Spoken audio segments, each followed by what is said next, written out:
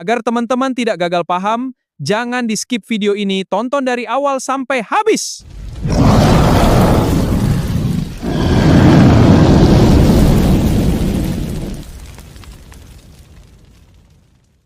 Ya, shalom saudara-saudara jemaat Tuhan, salam jumpa dengan saya di channel Brades Family, dan salam sehat. Mungkin bagi saudara-saudara baru menemukan channel saya ini, terima kasih kalau mau menonton dan mengikuti channel ini.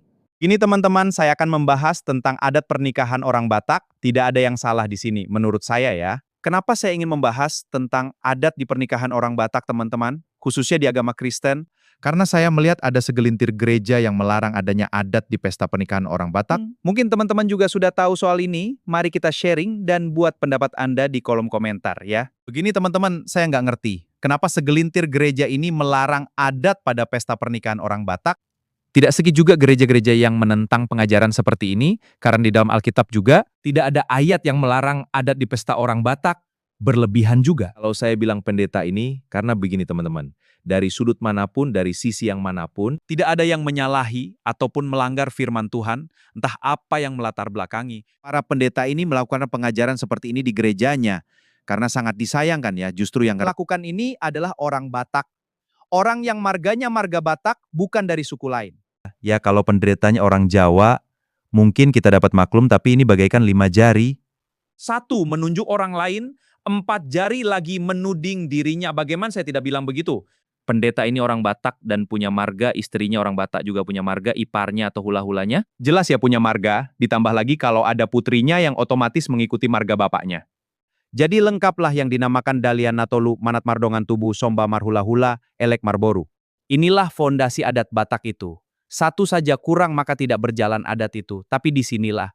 Para pendeta yang menentang adat ini tidak sadar bahwa mereka sudah menjalankan adat dari dalam rumahnya. Makanya seperti saya bilang di awal tadi, entah apa yang melatar belakangi para segelintir pendeta ini melakukan pengajaran seperti ini, karena menurut pengamatan saya kata adatnya yang jadi masalah bukan kegiatannya. Misalnya kalau saya bilang ada pesta adat di sana, pasti kata segelintir pendeta ini itu pasti salah. Karena ada kata adatnya, tapi kalau kegiatan atau pesta tidak ada kata adatnya, mungkin para segelintir pendeta ini mengizinkannya karena banyak kegiatan yang kita lakukan sebenarnya itu adat. Contohnya bersalaman, menghormati orang yang lebih tua, cipika-cipiki, dan masih banyak lagi karena sepengetahuan saya, adat itu dibuat nenek moyang kita dulu supaya hidup kita teratur, agar segala sesuatu yang kita kerjakan tidak membuat orang lain susah. Kalau ada seseorang yang melanggar peraturan, ada sanksinya. Sanksinya juga sesuai ketentuan adat yang sudah disepakati. Jadi jelasnya kurang lebih seperti undang-undang sekarang inilah. Jadi adat ini sangat mengikat pada zaman dahulu bahkan sampai sekarang, bukan hanya orang Batak.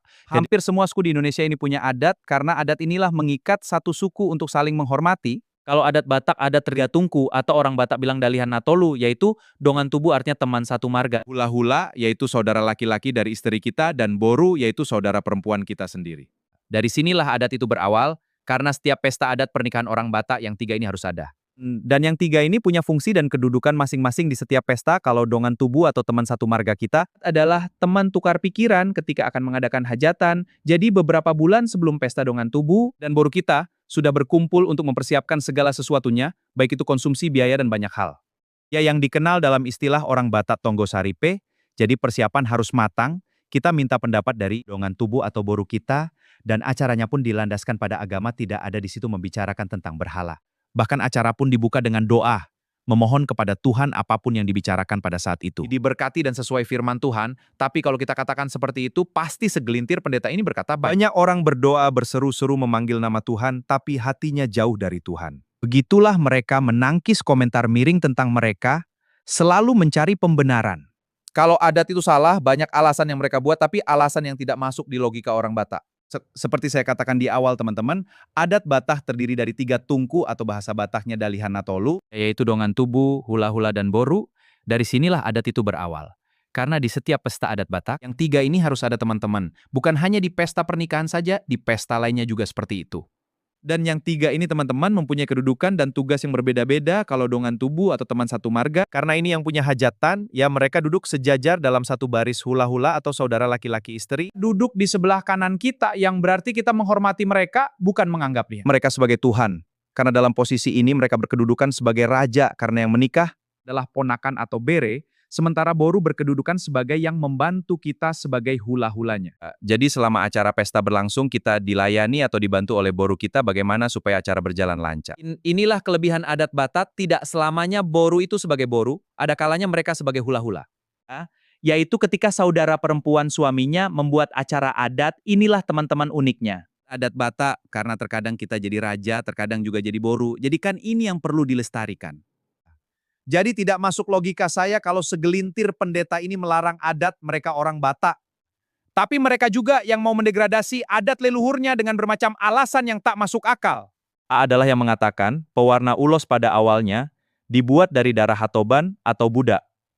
Benar atau tidaknya juga masih perdebatan, padahal kita tahu teman-teman ulos yang sekarang sudah banyak buatan pabrik, ada juga yang mengatakan yang disembah itu hanya Tuhan. Tidak boleh menyembah yang lain, apalagi menyembah manusia. Di pesta adat pernikahan orang Batak, tidak ada orang yang menyembah manusia. Perlu diketahui para segelintir pendeta ini. Yang ada adalah menghormati. Para segelintir pendeta ini tidak tahu kalau kata hormat itu tidak ada dalam kamus bahasa Batak.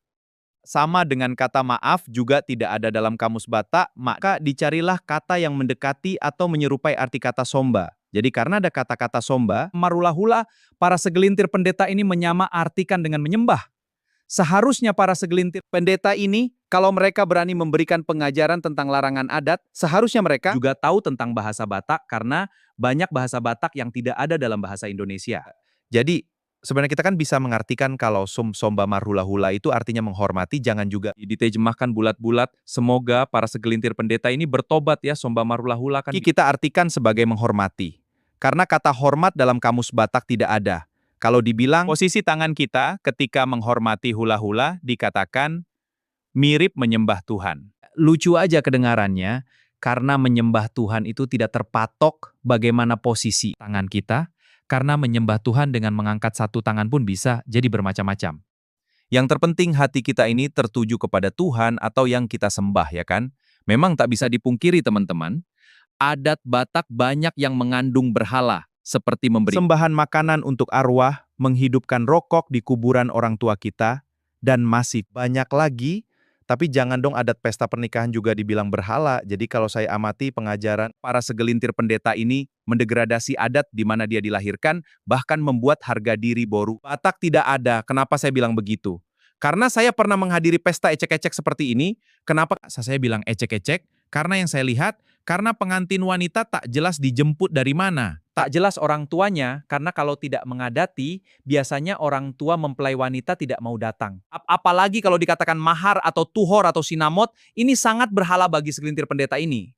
Kemudian, mempelai pria juga begitu, tidak tahu datang dari mana, tiba-tiba datang menjemput mempelai wanita. Teman-teman, dalam tradisi Batak, ada juga istilah kawin lari atau mangalua namanya, ini masih mending teman-teman. Si wanita masih dihargai, ada istilah di para jahon, setelah si wanita dibawa ke rumah si pria atau teman satu marga si pria. Maka dongan tubuh segera mengantar daging babi yang sudah diatur sedemikian rupa ke rumah marga yang sama dengan marga si wanita itu dan mengatakan bahwa borunya telah dibawa dongan tubuh mereka. Manggalua jadi masih ada harga diri pihak mempelai wanita, tapi sebaliknya teman-teman di gereja yang melarang adat, di sini wanita betul-betul tidak ada harganya. Maaf ya, pokoknya bagaikan menemukan anak anjing di pinggir jalan, peraturan gereja pun tidak jelas bagaimana tata cara pernikahan. Sejauh yang saya amati, kalau ada pesta pernikahan tanpa adat di gereja ini, kadang si wanita dijemput entah dari mana. Kita tidak tahu, kadang bertemu di gereja jadi macam-macam teman-teman. Pokoknya sesuai keinginan gereja, yang penting jangan mengadati. Sangat miris memang. Ada orang Batak yang mau menghilangkan adat di pesta pernikahan, entah apa yang ada di pikiran mereka tentang adat di pesta pernikahan. Orang Batak yang lebih menyedihkan ajaran seperti ini sangat menyusahkan jemaatnya sendiri. Kenapa saya bilang seperti itu? Karena saya melihat langsung ada teman semarga saya yang beribadah di gereja ini ketika akan menikahkan anaknya. Pendeta ini tidak mau memberkati karena akan melakukan pesta adat. Padahal saudara saya ini sudah jadi jemaat di gereja ini 20 tahun lebih dan si anak yang akan menikah pun dari kecil sekolah minggu di gereja ini. Coba kita bayangkan kalau ini terjadi terhadap kita, sudah tentu timbul amarah bukan? Karena keluarga bisa menenangkan saudara saya ini, maka saudara saya ini bisa berpikir tenang dan mengambil keputusan untuk pindah ke gereja lain, padahal acara yang susah disepakati keluarga tinggal kurang lebih 1 bulan lagi. Seharusnya kan tugas pendeta sebatas memberkati dan itu wajib karena mereka adalah jemaatnya kalau hal mengadati. Kalau menurut pendeta itu salah, masih perdebatan, Yang terpenting selesaikan dulu tugas sebagai pendeta. Jangan terlalu jauh mencampuri urusan ke dalam keluarga yang akan melakukan pesta. Misalnya sekarang. Acara pemberkatan nikah hari ini, besoknya baru pesta. Ini kan membebani keluarga yang mau berpesta, normal saja. Tentu pengeluaran juga 2 kali dong. Konsumsi 2 kali, makeup 2 kali, sewa mobil 2 kali, pokoknya semua. Serba 2 kali, sangat miris memang. Ada orang Batak yang mau menghilangkan adat pernikahan orang Batak. Entah apa yang ada di pikiran mereka tentang adat di pesta nikah orang Batak yang lebih menyedihkan lagi. Ajaran seperti ini sungguh sangat menyusahkan jemaatnya sendiri. Kenapa saya bilang seperti itu? Karena saya sudah pernah melihat sendiri kejadian seperti ini secara langsung di daerah tempat saya tinggal. Ada satu gereja seperti ini. Jadi teman-teman, mari kita simpulkan sendiri. Apakah ajaran seperti ini benar atau salah? Menurut pemahaman teman-teman, kembali ke diri kita masing-masing. Kalau menurut saya pribadi sih, ajaran ini salah. Karena adat di pesta pernikahan tidak pernah ada ayatnya di dalam Alkitab. Makanya saya berani mengatakan demikian. Jadi, kira-kira begitulah teman-teman menurut yang saya pahami. Sekian dulu video saya teman-teman. Mohon maaf kalau ada salah-salah kata. Salam sehat untuk kita semua. Shalom.